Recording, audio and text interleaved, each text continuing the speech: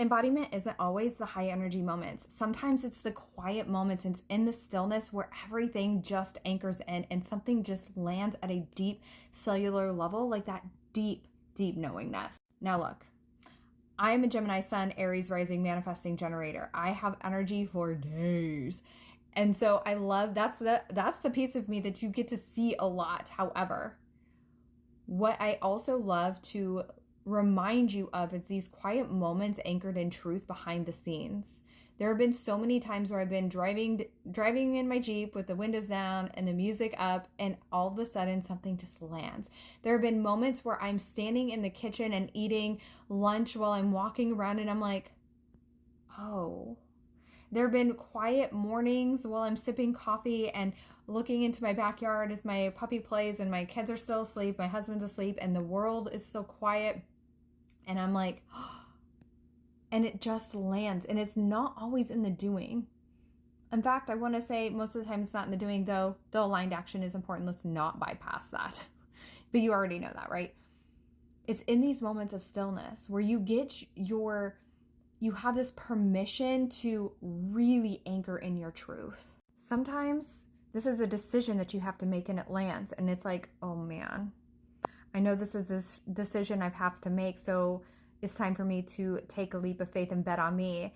And in these moments of truth, of anchored in, of stillness, of quiet, when something lands, when you have a decision to make that it's coming home to you and it makes you feel stretched, I want you to go anyway. This is where your embodiment is really tested, right? And not that the universe is testing you. I don't believe that shit. But I do feel like we have these moments where we're like, oh, I said I was going to do this thing. I said that I wanted to go do this thing, or I wanted to stretch in this way. I wanted to test my capacity in this way. Am I actually doing that? Am I actually following through? And it gives us an opportunity to actually do that. I want you to move. I want you to bet on you. I want you to not rely on the 3D evidence or the ways in which like everything is going right now. And I want you to see the bigger picture, the bigger vision. I want you to zoom out and see what's possible, what the potential is, because your vision is so much bigger than even like some of the 3D reality that's going on right now. Your vision is so much bigger than even what you're probably even thinking about. And I have these moments myself all the time where it's like, we're here to help thousands inside of our certification program. And I'm like, God, what if it was millions?